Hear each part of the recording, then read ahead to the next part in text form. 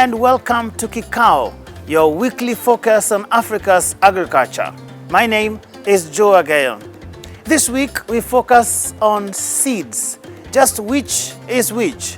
Hybrid or saved seeds from the last season? Well, in a short while we'll be demystifying all the misconceptions about which seeds to plant. But first, a scene setter. Do we promote hybrid seed or do we promote saved seeds by the farmer? I mean, I promote both schools of thought, and for this reason.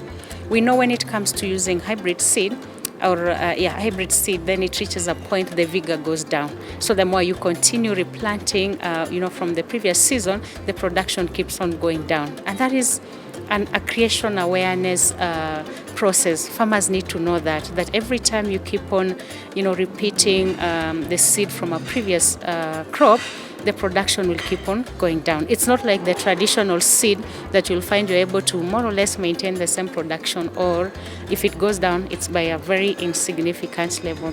Hybrid seeds are making the farmers to be more dependent on the sources that these seeds are coming from.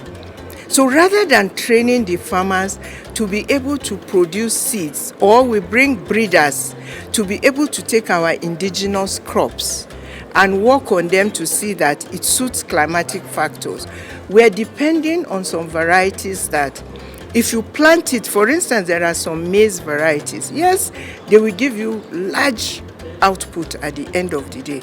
But the following year, if you try to plant that, you are definitely not going to get anything. Let's now join our eminent panel, hosted as always by the Executive Director of AATF, Dr. Canisius Kanangire.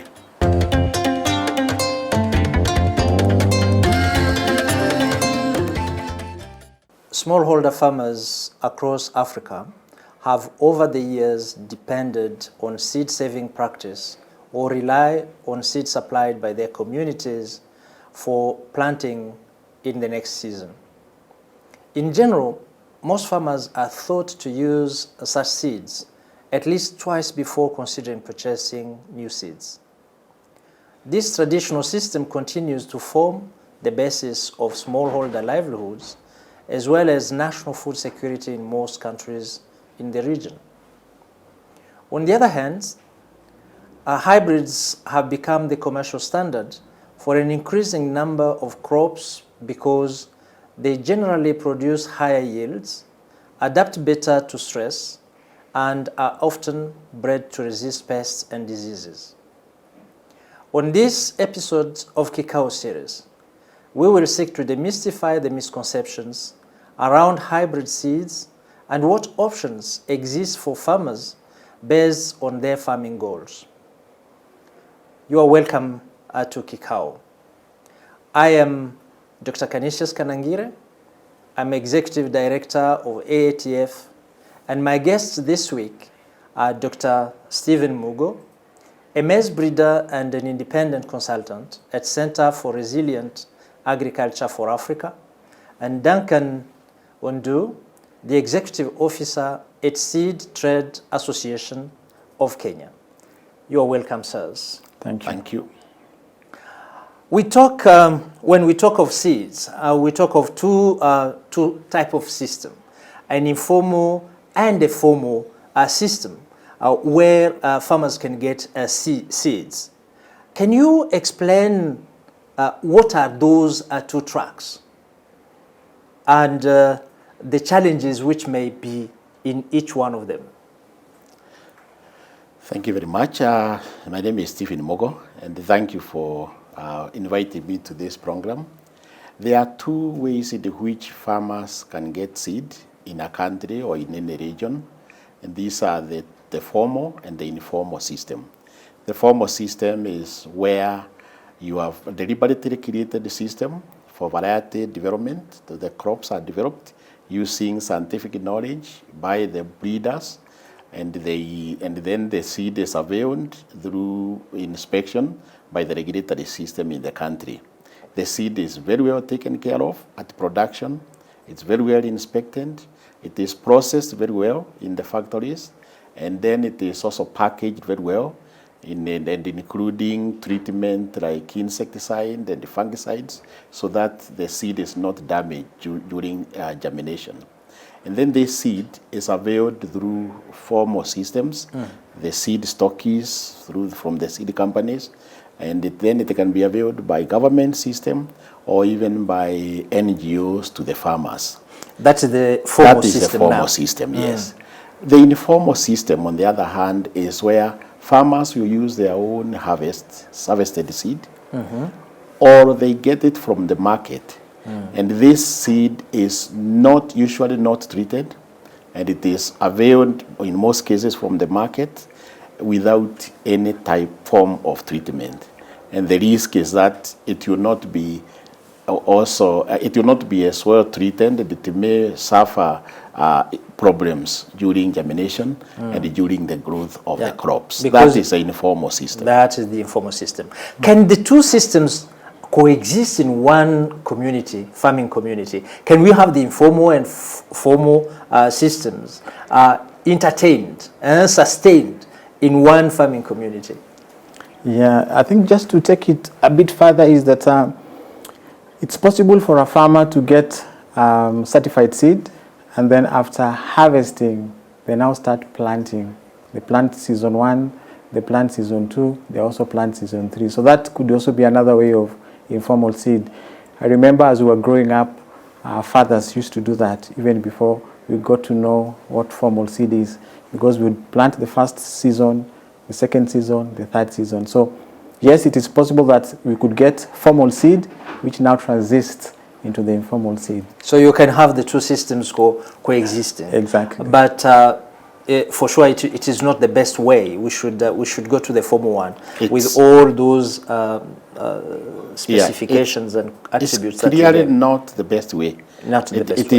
It is clear that the informal system cannot sustain food production and sustained availing of food to the community. Because it reduces the potential it of the seed. It reduces the itself. potential of the seed. Now, and the other idea is also that one is they can reuse the seed that they have obtained from the formal system. Yes. But there is also the other issue of the different types of crops, like the chronally propagated crops, the cassavas and the sweet potatoes sometimes.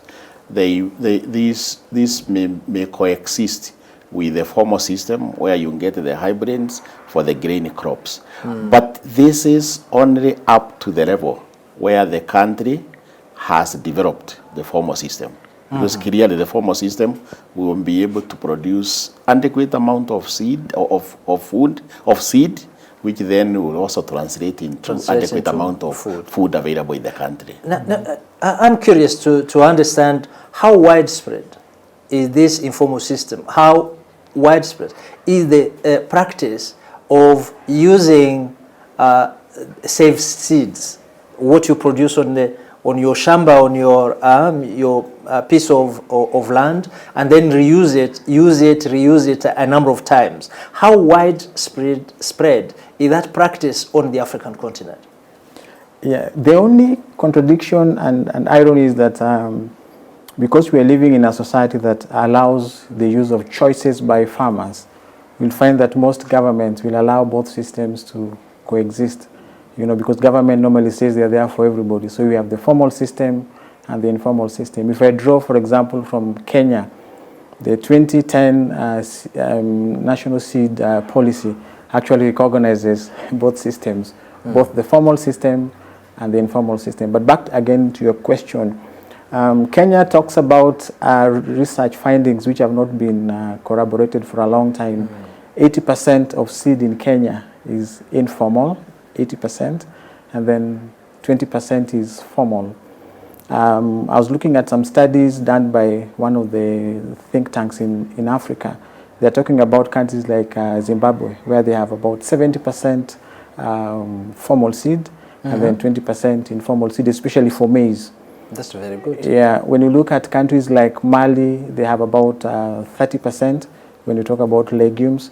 When you look at countries like Tanzania, Uganda, we have about 54% in terms of maize. That's formal seed. So broadly, we have different scenarios depending on the country, because each country seems to allow different actors, you know, to operate. I think I will come back to that, to deep dive into those differences. Yes. What makes it so different that one country on the same continent is having a formal system at 70% and another at like 20%, for example? Why is it? Is it the understanding? Yes, I think what Duncan says about Kenya is really the general about Africa. About 80% is informal. Informal. And why is this? It is because of the development of the seed system in particular countries. The reason why it is so is that several reasons. One of them is that the farmers may not know the advantage of the formal system and where they can get the seed from that system. The other one is that they cannot access it even when they want it, because the seed system in the various countries is not as well developed. And the other one is that there may be no actors, there may be no investment that has been done to deliberately increase the level of the formal system. I think it will be very important to come back to that system, but before we go to that, so from what you are saying, and from where we started, there are concerns that these informal seeds, these recycled seeds, yes, could be one of the factors which lead to a reduced level of productivity at the farming level. At what level, what could be the magnitude of that kind of loss in the potential of the seed, which translates in lower yield and productivity at the farmer's level? Could you elaborate on what you lose? Yeah, because we have been following that discussion, especially trying to provide a rationale. In fact, there's a potential loss of between 30 to 40% yield when you use informal seed. So one can really see that you cannot talk about food self-sufficiency when you talk about informal seed, because of the reduction in terms of output. So yes, it's very, very significant. And I think just like we said, when you talk about the formal seed, you talk about resistance to pests and diseases, for example. So when you have informal seed and there are pests which come, you can imagine what is likely to happen. Vulnerable. Yeah, almost sometimes up to 80% crop loss can be there out of use of informal seed. Yes. So that is a big loss, 30 to 40%, yes, and then that vulnerability, which makes agriculture at the end of the day a very risky business. Yes. Yeah. The other issue is the formal seed, you know, through breeding and all that, it is also adaptable to climate change, for example. Right now, you cannot predict how the weather will be tomorrow. You plant today, it doesn't rain. So you find that informal seed is also susceptible to weather vagaries, you know, climate which you can't predict. But the formal seed system, the actually varieties which have been bred, which are short maturing, maybe 4 to 5 months, especially in maize. And this is now what is making other communities to be able to have a harvest, especially when we have challenges to do with climate change. So overall, you can see formal seed system is overall better. From what we have said. So the formal system allows the system to access new genetics, improved varieties, which will have the traits that really the farmers need. Yes. That drought tolerance, that disease resistance, that pest resistance, while the informal system will not allow that. Yeah, but from what we said in this discussion, first you have informal, and those are raw seed that you get, you plant. Yes. From the formal system, you get seeds which have been processed, protected against many hazards, and then you can use them. So, and they can be shielded against a number of those fungi or other pests. I think that is the difference between the two systems. And then the formal system, you will get it through a seed system which is elaborate. I think this is what at the end becomes what we call also a certified seeds, Exactly. unlike the other one which are not certified. Exactly. And I think that is a big difference.